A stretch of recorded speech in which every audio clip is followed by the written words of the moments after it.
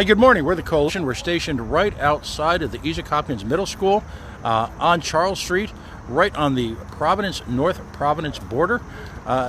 We're joined by actually a phalanx of officials here who have been touring the state this morning to greet children as they begin the school year. They started out very early this morning, long before your reporter was up, at 6 o'clock this morning at the school bus yard. However, this is the second stop, I believe, and they've graciously made themselves available to answer a few questions.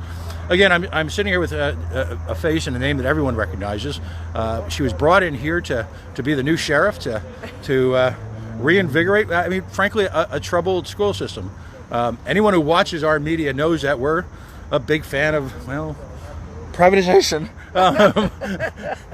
But we'll avoid that subject today. I guess the $1 million question is we're sort of in a post-COVID world. We're still dealing with the realities of the social distancing, the masking, all of that aside.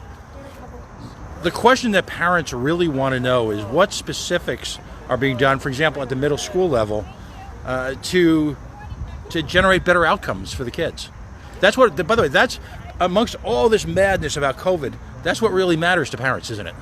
Absolutely, absolutely. As a parent, that's what matters to me. So we are looking at the kids as soon as they come in. We're going to spend some time with them and we're going to assess them and see where they are. We have last year's assessments and then tailor what they need. That's what's going to happen. And this year, parents, if your kids are in Providence or throughout the state, we're going to have an app that will explain the scores for your particular child. That's really important for us, so that I know that you want to know about all the kids, but you want to know about your child in particular. What are the things that my child needs?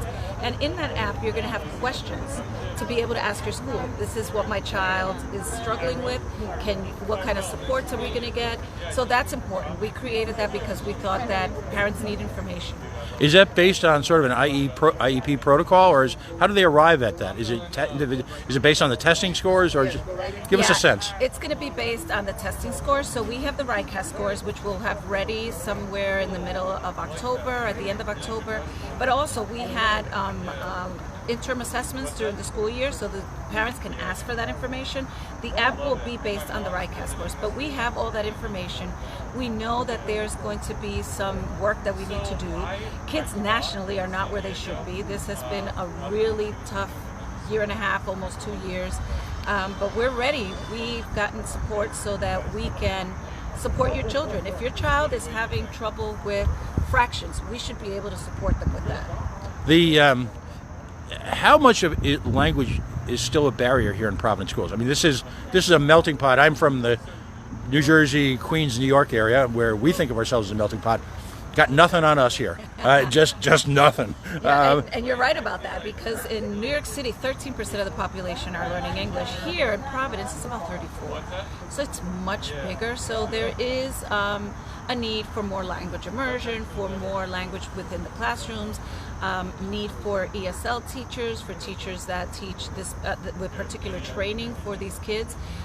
So it's a challenge. It's a challenge that we're ready to meet, and we've done a lot of work in the last year. And as you know, we have been paying for teachers to get certified, to get the training that they need, and we'll continue to do that until we have met the needs of the kids. Two more quick questions. Dyslexia has become a major issue. There's the conventional wisdom, and it's based in reality, is that in first and second grade you learn to read, and then third grade going forward you read to learn. That's right. There are some state mandates about dyslexic support in the classroom, which the entire state frankly appears to be behind. Are they going to be is RIDE going to be making some leaps in that direction? Yes. What are your thoughts? Yes.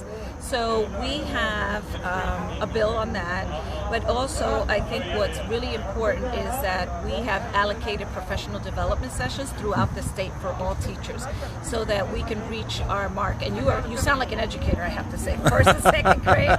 Well, kindergarten, first and second is where we're going to concentrate a lot of those supports. Early intervention. So early intervention, so the kids can really have the basics, what they need. The science of reading is really important, and that's what we're focusing in on. So that's our goal, is to get everybody trained. And a statistic you may not be aware of, so it's sort of unfair to ask, but Outrage-Gillingham is a very important protocol in addressing dyslexia. Yes. Is the state going to move to certify teachers in that?